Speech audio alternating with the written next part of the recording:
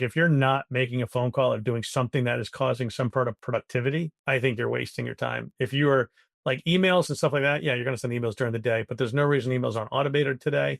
There's no reason that you are doing your research in the middle of the day. Like you should be planned when you start your day at 8:30 in the morning. You should be planned on who you're going to call. What's the pitch? What's the story? What's the message? And here's what they say yes. Here's what they say no. What am I going to do? And here's my candidate calls. Here's my client calls. Track them every hour, and you'll be amazed by your productivity when you can actually see it on a piece of paper.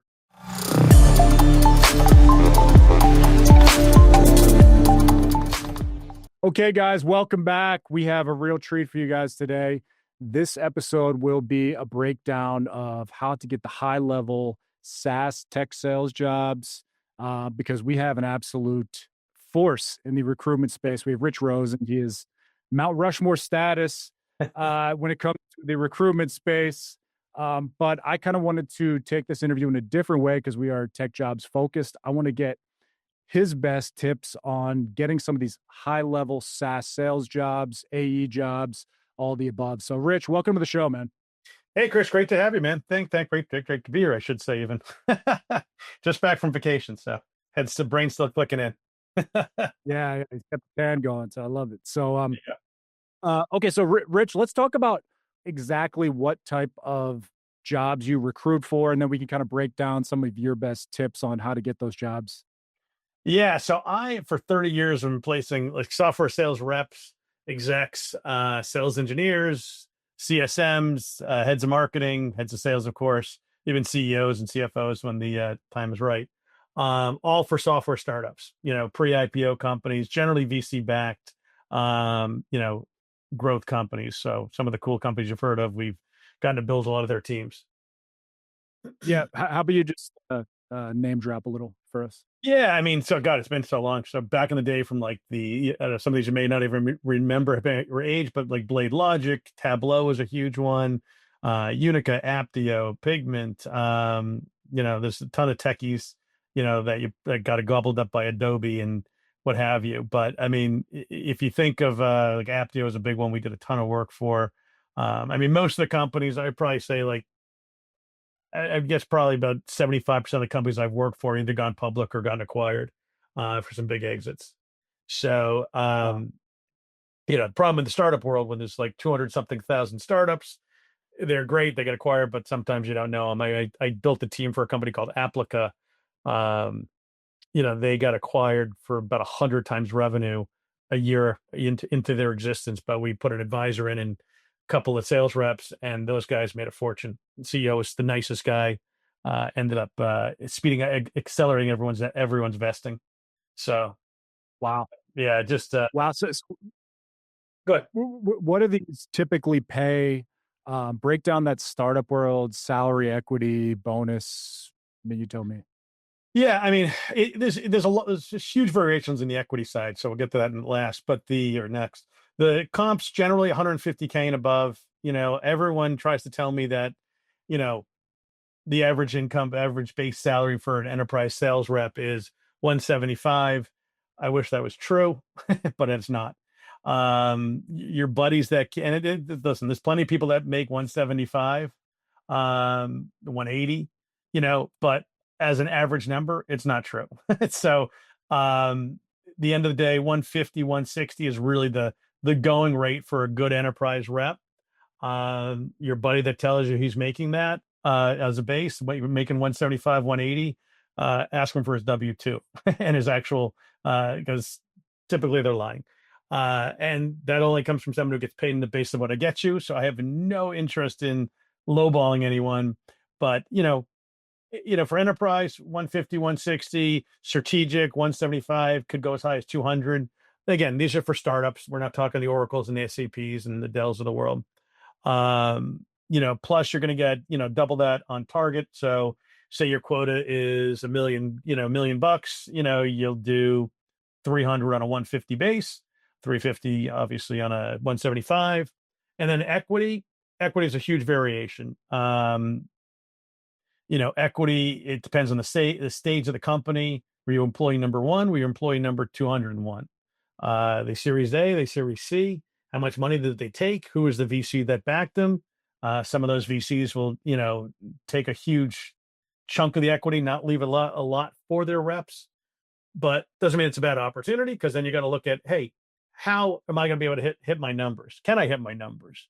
The one of the biggest flaws I see in most reps thinking is when they say, hey, I need an OT of 400 grand, which is great if you can actually hit it. And most of these companies, you set a plan up that no one hits their first year, and oftentimes the second year. I think it's only like I think the real stats, it's like only about the average company is only about 35% of the team hits their number, because the numbers are generally set artificially high.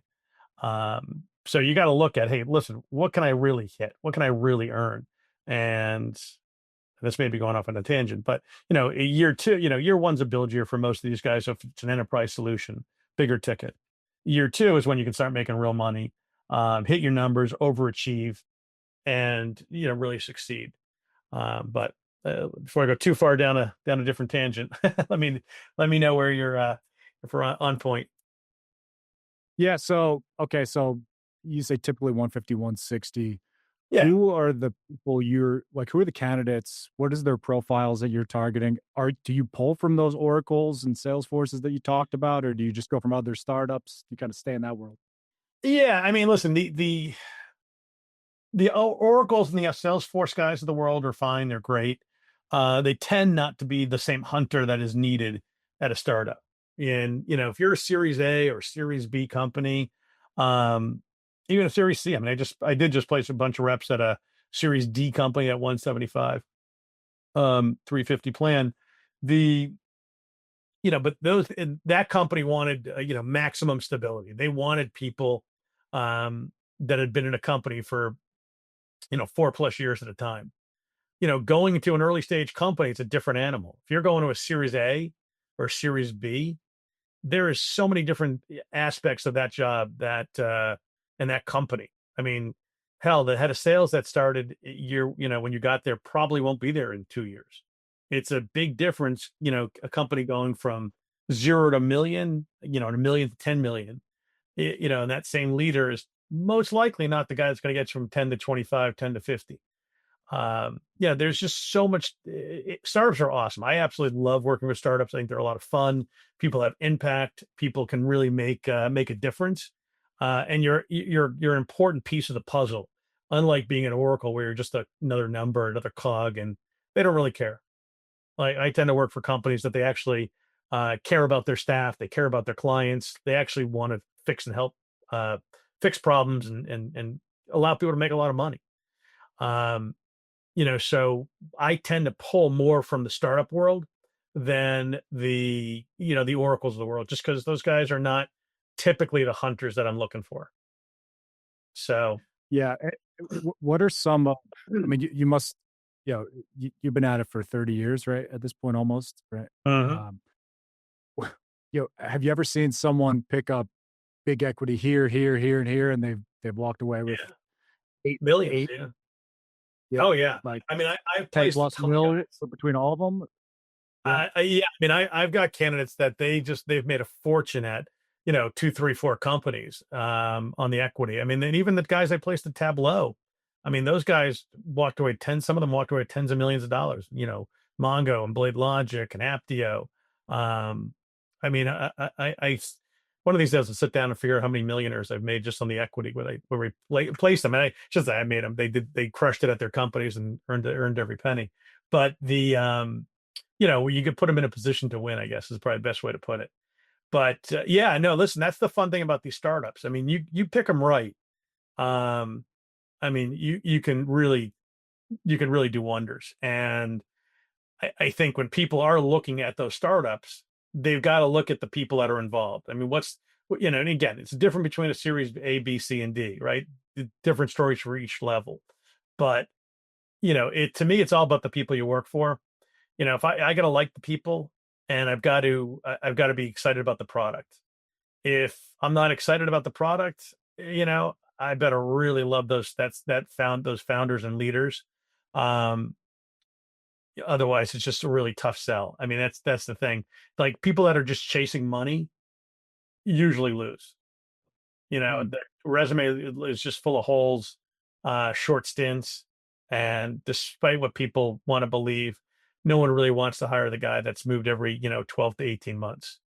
They don't think it's a great character trait. They think you make bad decisions, which again is also not really accurate. Um, you know, but and if that's the case, that's a whole nother conversation we can get into about the stories you got to tell about it on an interview, how and why you changed your jobs and what made you choose those opportunities that may have not worked out. Which, again, if you're interviewing at a Series A and you've got 4 or 5 Series A companies that didn't work, it's not necessarily a black mark, but you got to be able to mm, understand and be able to tell the story about why those opportunities didn't um didn't succeed. Because listen, we all know startups are tough. Most are going to fail, but yeah. they're also a place where you can make millions and have a lot of fun and not just be spending 90% of your day doing internal bullshit at Oracle or these other big companies where you're just getting screamed at because you got a manager who had a bad night, so, or a manager's manager even. What are some ways you coach people around the short stints? Just I think you can line to give them or what? it all depends on the situation, but I mean, a lot of times, listen, if you're going from Series A or Series B, I mean, you got to own it and just say, listen, I went to this company because they were backed by Andreessen, and they had $100 million in funding. They had a CEO and a CRO that took these other 3 companies public. Product sounded amazing. Um, Based on the information I was able to garner, it seemed like a great opportunity. uh, who knew that they were cooking the books, or whatever. I mean, like, you gotta always leave things in a positive note. You can't talk disparaging about a company, but you can say something where, listen, based on everything we knew, based on everything the investors knew, this thing looked like a home run. I'm like, because then you got to ask yourself too, that manager who passes on you because you took a chance, even though their company is a chance, you kind of dodge the bullet. Usually, those guys who just don't understand, um, you know, that not every opportunity wins. Like, I've taken equity in a ton of my clients, and listen, like I said, a lot of them done really well. A lot of them haven't gone anywhere. Doesn't mean I'm still glad I took the risk. It was just made it for a fun, more intimate ride on the recruiting side of things. But you're kind of more of a real partner.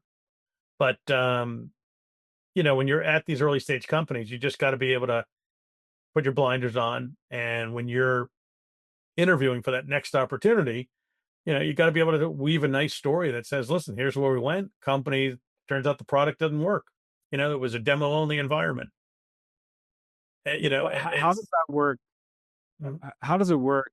Um, so company rather than pay fees, which I mean, I don't know what your fees are in the SaaS world. My world, it's usually 20%. Sometimes they'll beat you down to 18 oh, as no. far as placement fees.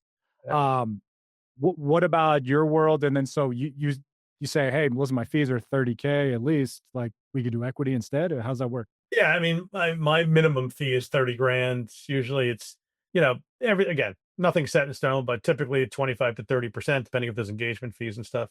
Uh, and yeah, but oftentimes if, I'm a big believer in the company, yeah, it will get equity. And, I'm pretty flexible on the equity because, I'm not getting a percentage or anything like that. But if my fee is 50 grand, sometimes we'll get 100,000, whatever their valuation is, or we'll get 100,000 shares or something like that, 50,000 shares. Sometimes it all depends. I mean, if it goes big, fantastic. I've long passed my greedy stage of needing to squeeze like every penny from the stone, shall we say. So, Yeah. but listen, it makes it a little bit more fun, when they trust you to be an advisor, and hey, listen, you got some skin in the game now with them. You're extra incentivized to make sure they hire the right person, not just a person. So What's up, guys? Hope you're enjoying the episode. Real quick, I just want to let you know we now have the Tech Career Accelerator for anyone that watches. We're going to get you a job via updating your LinkedIn, fixing your resume, running you through mock interviews, and I work with you until you get hired. So it is a 100% success rate. Check it out, link below. Thanks. Why don't you take us through the interview process, how you prepare some of your best candidates, and kind of where, well, I'll say like where they go south or where do really well. But I mean, what's the process like? It's a lot of soft skills in these jobs, I'm assuming, right? Yeah, it's a lot of EQ. I mean, you know, when I prep these candidates, it's really around, being able to story tell.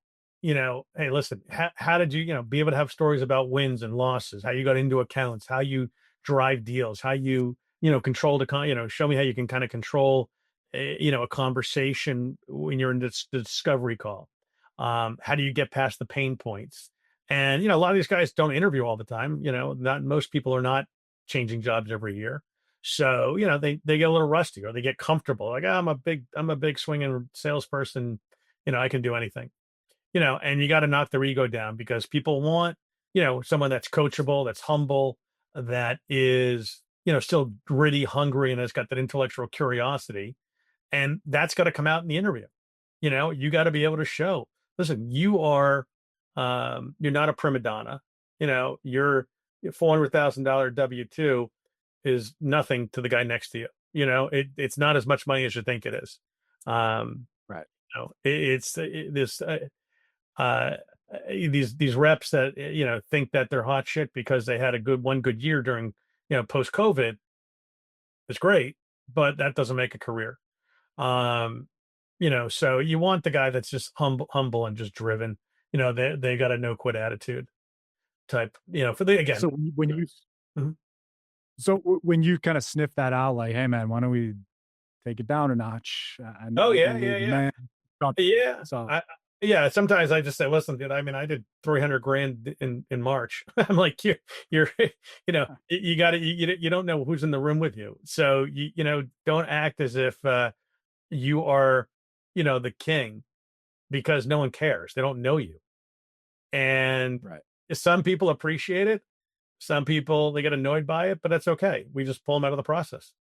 It's Yeah. because honestly, if you're a sales rep that's not coachable, you're no longer a good sales rep, in my opinion. Because all sales guys and all of us that are recruiters are all salespeople. It's never ending learning. You're always, learning a new skill, a new phrase, a new ability to do X, Y, or Z. You know, So so what do you tell the client? You just say like, hey, sorry, we're canceling this. This guy's an asshole, pretty yeah, much. yeah, they appreciate it. They don't want to waste their time. I mean, that's Yeah. what they're paying us a lot of money for. So and you build credibility, with your client when you do that. It's a Yeah. scary thing to do, but I mean, listen, if I'm, oftentimes I'll pull them just like that. Other time, if I'm really just annoyed, other times I'll tell the client, listen, I think this guy's a complete pain in the ass. I mean, I actually placed a guy once where I told the head of sales that this guy is absolutely a piece of garbage. If you hire him, you're on your own. There's zero warranty. You give him an offer, I'm getting paid within a week. There is no refund. There is no replacement. I have not hired this guy. I put it in writing. Couldn't be any clearer. They hired the guy. They fired the guy in 3 weeks. The VP called me all pissed, and I told him to go screw. I told you not to hire the guy. I called the CEO, and I'm saying, listen, there's no refund. There's no replacement. Here is the email I sent, clearly stating this is not a guy that I would hire. And I told him there was none of this because he was a liar. And the client ended up firing the VP of sales. Let me replace the VP of sales and the rep. And so I ended up getting two more big commissions out of it. So Wow. So you triple dipped on that one. it was fantastic. So it pays to Good. be honest. I mean, that's the whole thing. I mean, for the recruiters that are watching, really even salespeople that are watching, I mean, the more direct, the more honest you can be, the more people appreciate it. Like all my neighbors are big C-level executives at big major companies. And we shoot the shit all the time about whatever is going on. And they don't no one wants to be sold. Just, hey, are you solving my pain? Are you solving my problem? If you are, great. Just let me know what you can do. How can you help me without making like a sales pitch? And Yeah. you know, whether it's recruiting or selling software, it's the same relative thing for the most part until you get into that whole discovery call, which is where you really can dive deep, and that's the important part. So, um, anyhow, What, what about I know you pretty much exclusively deal with senior people in the space, but any tips on people to get a start? What are some of your best placements? How did they get into the space? Just low level job at a startup and then just keep staying in service? yeah, most of these guys, they either, it's two things. Either they get in as an SDR or BDR, just so they can cold calls, getting their feet wet, just proving that they're just hungry and sponges and want to learn and just always want to get better. Those guys are great. Um, those guys really can take off. The other way is, listen, if you're transferring from a different industry, say you're coming from, med device or whatever, or I don't know, you're coming from supply chain, you're coming from the logistics company. Well, maybe you call on you look at supply chain or logistics software companies, those tangential companies that are kind of the software side of what you're using in your business and your job, because you got that domain expertise and you can, the pains of the buyer, hopefully. Those are always great. I mean, like CPAs and CFOs or controllers that go into financial service, sell solutions to the Office of Finance. Beautiful. Actually, They I speak could, your language, right? yeah, exactly. I can use an SE out in the San Francisco area. That's been a CPA or an accountant. They would love them Yeah. for an ERP company. So yeah, and that's how I would Okay. tackle it. So either transition from the industry to more of a tech sales job in the Yeah, industry, or start from the bottom up and grind up. grunt it out. I mean, that's what you do. Yeah. So, Okay. And then so how do people that have that experience, how do they stand out to someone like you? Is it LinkedIn? Is that you're mainly sourcing from there or what? um, I mean, yeah, LinkedIn is a great source to stand out, and don't make your profile like everyone else. I mean, make it. You can really put a lot more information than LinkedIn tells you can. So, I mean, if you're really looking for a job and you've stood out as an SDR, or I don't do a lot of entry level, so it's not my specialty. But when I look at entry level guys, I guess I want to see, I love athletes, I love military guys, people that are NCAA athletes, a lot of pro athletes even get into sales, obviously. um there's that stuff generally shows you're a musician. Sometimes it shows that you're a hustler, you're a hunter, you're coachable, you're driven. You got to compete in you. um that's what most people are missing right now. Most people Mhm. don't have that grittiness. They're just like, oh, this is hard. I don't know, how come I don't get paid a lot of money though? So you gotta, you know if you want to make money, you got to put the effort in. And that's the number one problem. People are, they show up to interviews, with no preparation, didn't research anything, and no questions to ask. I mean, it's just laziness. So, but Yeah. You made a post probably a day or two ago about how many senior people show up and say, "Oh, wait, this isn't remote? Oh, damn." Like, just totally, even though you've prepped them on the whole thing. yeah. Um, yeah, I mean, what are some other prep, kind of steps that you take with people? For prepping with people, I mean, listen, you can always run, um, like a Myers Briggs test. Take your person you're going to interview, throw their LinkedIn profile into ChatGPT and say, hey, give me a Myers Briggs or disc profile on this person. What questions they're most likely to ask based on this job interview, for this job title, or script, put the job spec in there, and it gives you some pretty awesome information. All right. And it's a great way to prep your candidates. It's a great way for candidates to prep for the interview. Uh, have you can have ChatGPT kind of do a lot of that. I'll tell if it's a younger rep, for instance, I'll have a role play on ChatGPT. You can do a full on voice to voice role play. It's fantastic. Yeah, yeah, it's awesome. Yeah, I mean, it's really the best training. You can say, make it a really hard, make it a really tough interview, or do objection handling with me, or practice a discovery call, whatever. It's a great way to prep people.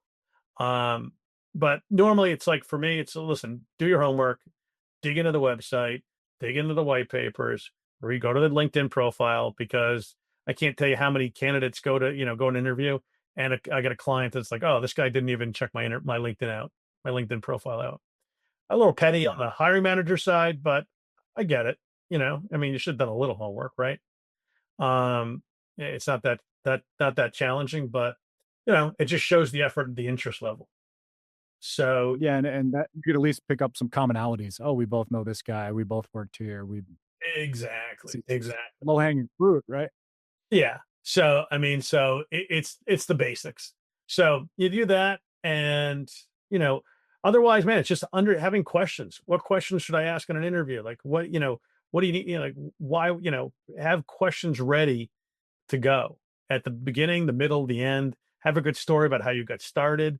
That's more than like 90 seconds. It's not a life story. It's like this is you know, when someone's like, tell me about yourself. Well, here, hopefully you've looked at the job description. Hopefully the recruiters prepped you enough. You know what you're selling, you know what they're there for. So you kind of gear it towards that. Hey, 20 years of sales and, made club 11 times the last 12 years and, you know, crushed it selling X, Y, and Z. Open these from, from scratch.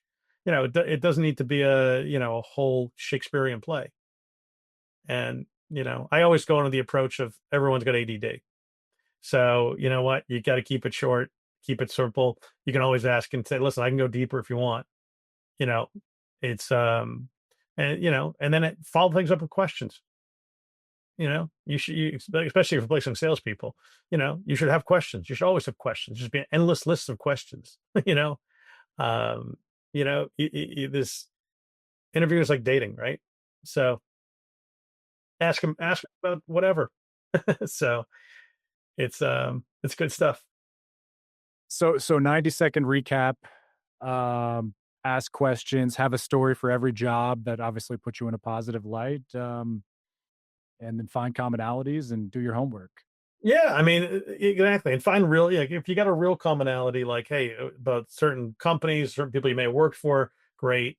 You don't just it could even be something goofy. Like I picked up a client last week, um, a phenomenal company. These guys are absolutely out of the like it's the guy's on vacation this week, but I got it's gonna be an awesome search. But I was just like literally picked it up because we're chatting. I'm like, oh, you're so and so, and this you're in this. I'm like, you ever go to this like cookie dough place, and he's like, he's like, funny story. First time I ever got stoned in this place.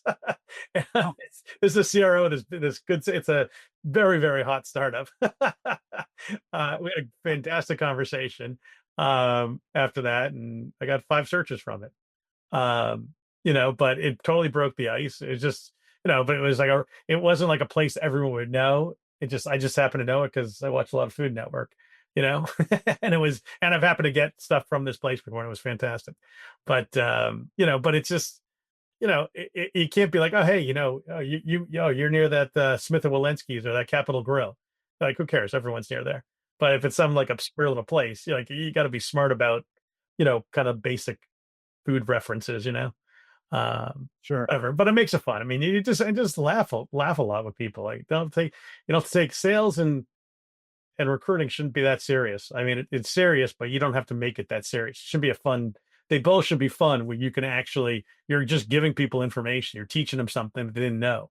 Like you're not trying to take something every second. It's like, oh, what can I do for you? Like, like even with VCs, like I throw like VP resumes at VCs all the time for nothing. You know, Yeah. you know, and then in turn they'll throw me jobs for a fee.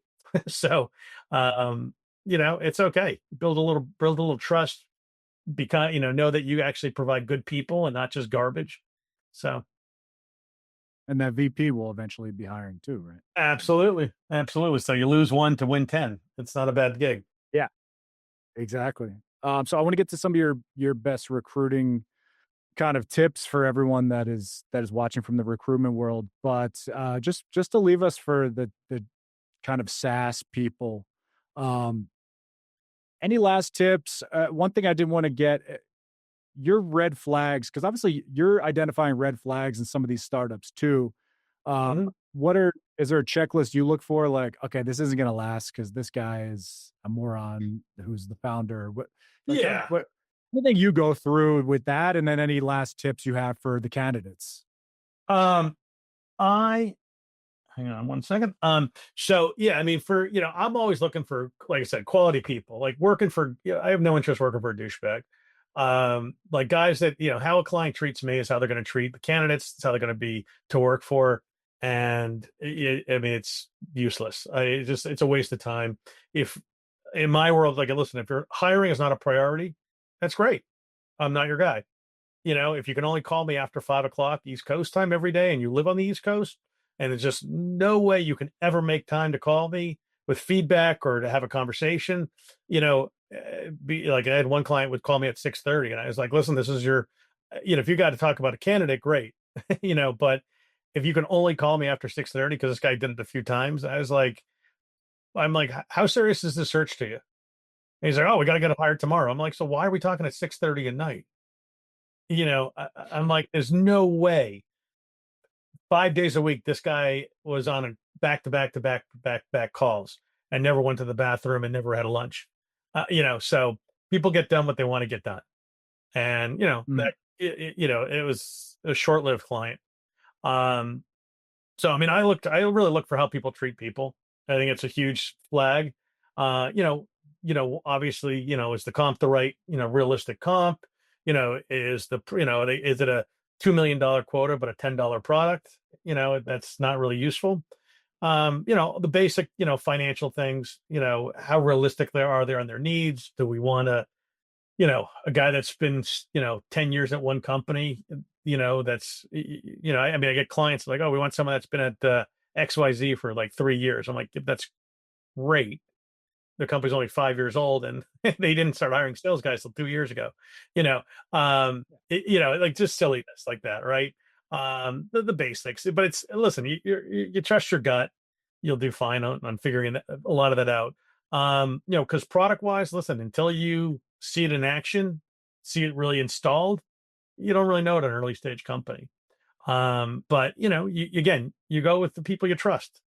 Is this someone I want to work with? Is this someone is going to have my back, or are they only worried about their own back? Um, right. you know, and then on the candidate side, I mean, there's a million things to look for. Sadly, sales guys like to tell a lot of tales, right? They've never missed their quota, yet somehow they never made their OTE.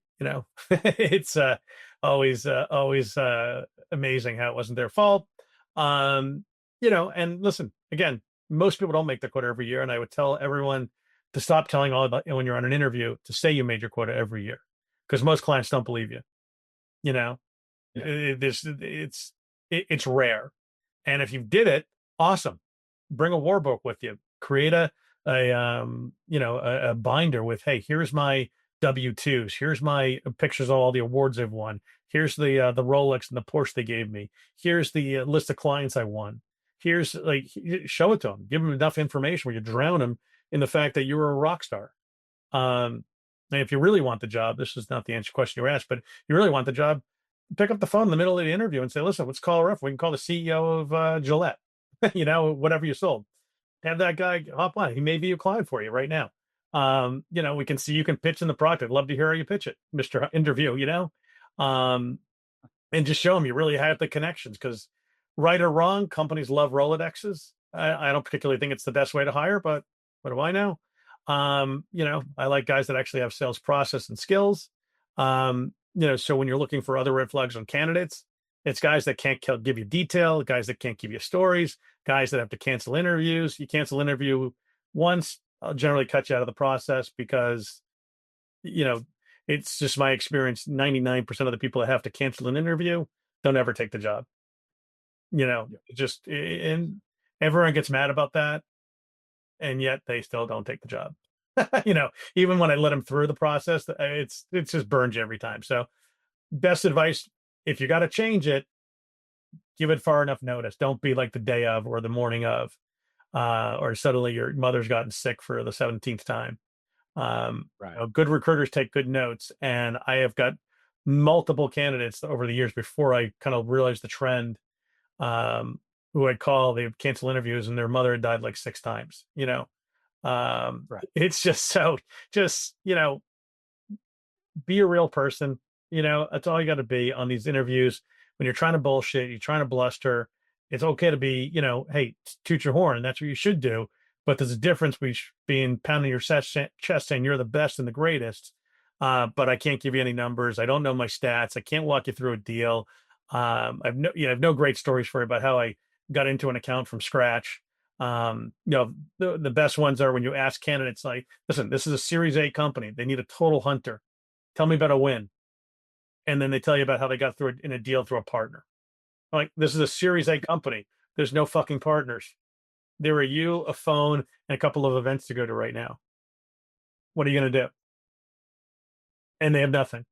And I'm like, you told me you were at a Series A company. I'm like, even if you have a Series A company, the chances of your partnerships being that strong to rely on are pretty slim, for most. Yeah.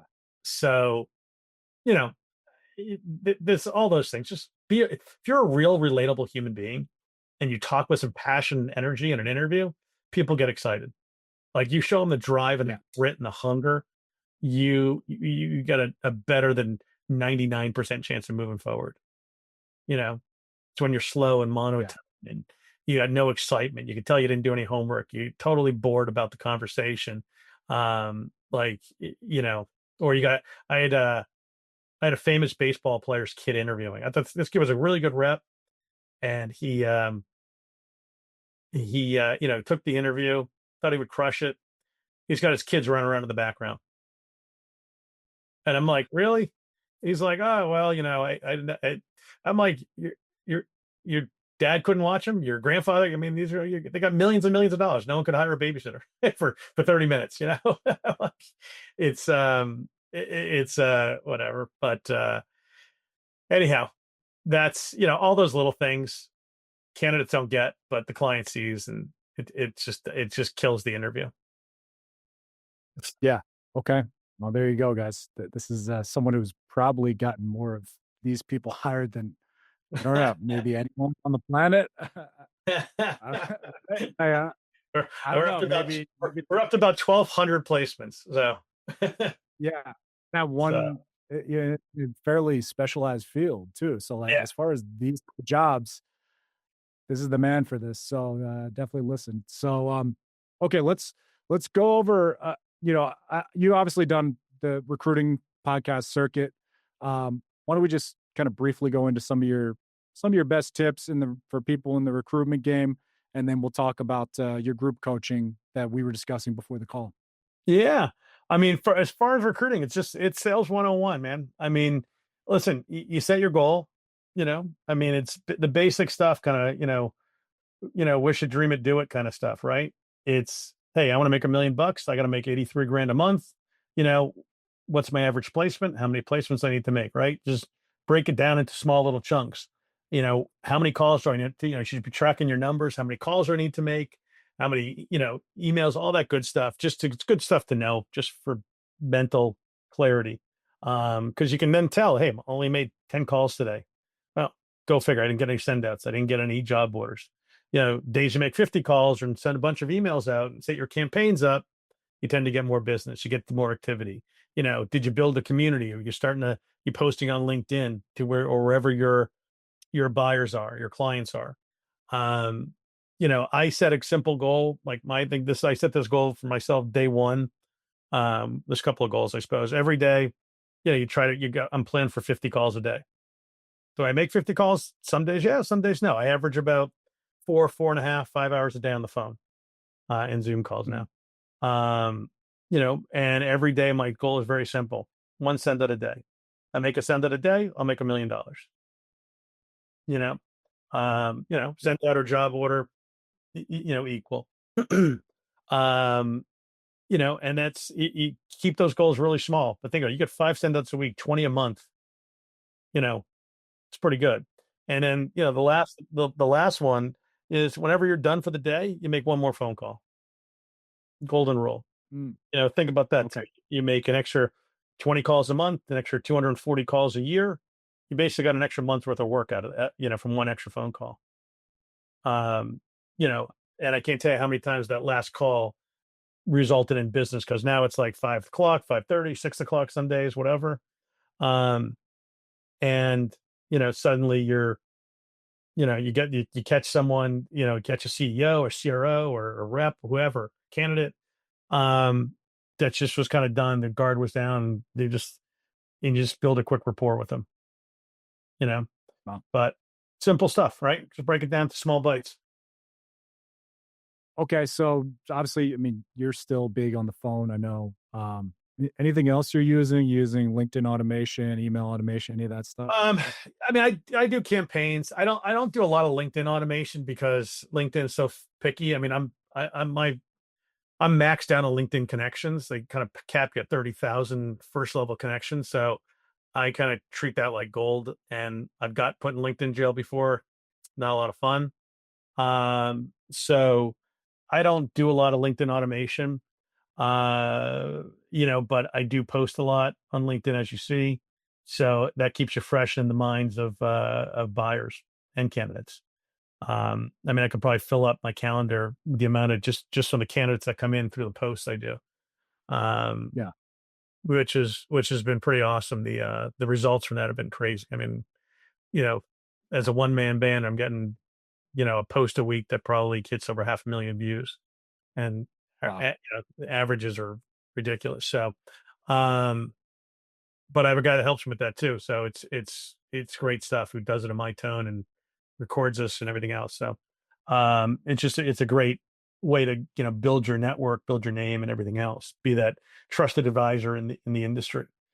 Um, What's your process on the posts, real quick? Like, I mean, are you just kind of writing down ideas throughout the day or whatever? yeah. So honestly, I hired this guy. It's very inexpensive, like $500 a month. Uh, so and he records me for an hour. He asks me a bunch of questions, basically interviews me about stories and kind of what's happened in the past month, and then creates videos, creates the posts, and then he puts them out for me. So it's like there's like 28 posts a month. It's fantastic, but it's all my stuff, and he's got it all tuned out to be exactly my kind of tone for the most part. I edit them all before they go out, or I try to edit them all before they go out. Sometimes the ADD gets better of me. So, but but it's, hang on, but he's done a great job. It's clearly, my tone, my voice, my, stories and things like that for the most part. And it's been pretty awesome. So, I think a lot of people, they want you to do a personal post. They want you to do a thought leader post. They want you to do all this stuff. I'm like, I don't know. This is just what I'm thinking. This is what we're doing, you know? Mhm. Um, and I think on the post, you make it real, make it relatable. What's the pain of your customer? What's the pain of who the people you're trying to grab? What are they going to gravitate towards? And Yeah. personally, I think if you're in sales, whether it's recruiting, whether you're doing posts, whether you're doing whatever, you got to have an edge. If you're just this vanilla, I don't want to offend anyone. Well, you're awesomely unrememberable. All right. I mean, like you are absolutely vanilla. So don't be afraid about offending people. And I'm not saying be rude or obnoxious, but have a point of view. It's okay if people don't agree. It's almost better sometimes. Then you get a conversation going. You get comments going, and then you can respond to the people who on comments, and you call them up and say, "Hey, listen, I saw you're posting on, you made a comment on my post. I just wanted to talk to you about it. Oh my God, now I have an easy job opening call." It's a great. I mean, the hardest part of the post, it takes time to scrub through the comments, and to edit the actual writing in the posts and stuff like that. But I mean, Yeah. but people should be building communities, of your network. Is that how you're getting a lot of the inbound job orders, or is that? I mean, when you say on the phone, are you're calling up the CEOs and CROs, or is it the candidates for the jobs you already have? It's both. I mean, like I'm lucky that I picked up some really good clients this year, who kept me really busy. But I'm also super neurotic and think I'm going to be empty tomorrow. So I always want more. It's I work a pretty feverish pace, and I work a lot of hours, and I kind of do it all because I don't know. I have this weird fear of failure, a very strong, deep fear of failure. So I have I like what I do. So I have no problem. I mean, I'll sit at my desk, I watch TV with my wife. Will sit in there. I'll watch TV till 10 o'clock at night and work. You know, I mean, getting planned for the next day. If you're planning during your business hours, your calling time, you're fucked. I mean, it's just that Yeah. simple. I mean, if you're not making a phone call or doing something that is causing some part of productivity, I think you're wasting your time. If you are like emails and stuff like that, yeah, you're going to send emails during the day, but there's no reason emails aren't automated today. There's no reason that you are doing your research in the middle of the day. Like you should be planned when you start your day at 8:30 in the morning. You should be planned on who you're going to call. What's the pitch? What's the story? What's the message? And here's what they say yes. Here's what they say no. What am I going to do? All right. And then here's my candidate calls. Here's my client calls. Track them every hour, and you'll be amazed by your productivity when you can actually see it on a piece of paper. And I know you can a Mm. lot of this from reports you can dig, but I don't know, something about doing a little check mark on a piece of paper and just seeing, oh yeah, I'm really active at 11. I'm really sluggish at 3 o'clock. Tells you when to make your more important calls, right? So, um, So there's no given percentage. You're not like, okay, 20% business development. Yeah, it it just all kind of depends. depends on. Yeah, Oh, it okay. it depends. I mean, like if you're like, I don't have like right now, I got a bunch of offers out right now. So next week I'll probably have more BD. But like every day I'll make at least one or two targeted BD calls. Um, and I usually have some kind of campaign going for emails, um, towards these CROs or whoever my audience is. So And it, for the BD calls, the ones you're lining up, it's just you kind of just identify these companies are hiring. How do you find? Is it a lead service? Is it like no, it just all I do it all, my friend. I'm a one man band. I have a company of one. So I literally it's like, I'm on a lot of different like industry magazines or email research chains. So you see companies that there's some kind of news on them. Let me reach out. You got someone that's, they're just made a job change. Let me reach out. You know, we know, hey, listen, you saw they got funded, 2 years ago. Well, they're probably up for their next round. Let's reach out. They're probably getting their next round soon. So let's get them prepared. Make sure they, does CEO, do they need a CRO who can raise money? Do they need a rep that can just crush it in the next 6 months because he comes right from the space? Um, and maybe they want to show the board that they're bringing in or their funding source they're bringing in better talent, you know, whatever. There's a million different reasons. So, yeah? then you Wow, drive it home. awesome. Yeah. And why don't you why don't you take us home by telling us a little bit about your cohort that you recently started it, right? Yeah. We just started, I guess, I don't know, about 8 months ago. Yeah. So we started doing this coaching class on Thursday mornings for recruiters. It's group training. It's really just Q&A. It's kind of fun though, because it's different. It's myself and Trish Tampkin, who owns Moore's Essential, has been an outstanding recruiting trainer for years. And she was a phenomenal recruiter. She started recruiting when she was 19. So, I mean, you get two 30-year veterans recruiters um, that have both done extraordinarily well in this business, getting advice, but we both come across it in a different way. Like I am a whole lot more direct. Trish loves theatrical, a little bit more wordy approach. She's not wrong. I'm not wrong, but her approach doesn't always work for me. My approach doesn't always work for her. But you learn from each other. Plus, we go over all the different tech tools, AI. Trish is an absolute master prompter for AI. I mean, she's got some killer stuff. And she goes really deep. I mean, she only does training, so she is deep. She does a lot of deep research, so she has a ton of value. And then listen, I add, hey, this is what's worked for me for 30 years and, roughly 1,200 placements.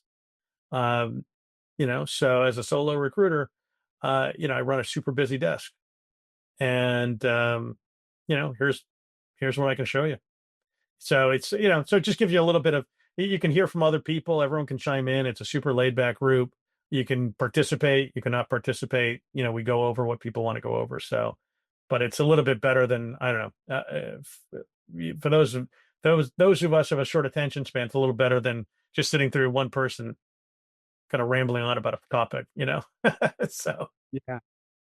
No, and it's so much different now. Obviously, we have the Ben Mena, our mutual friend, the Elite Mhm. Recruiter podcast, a bunch of That's other right.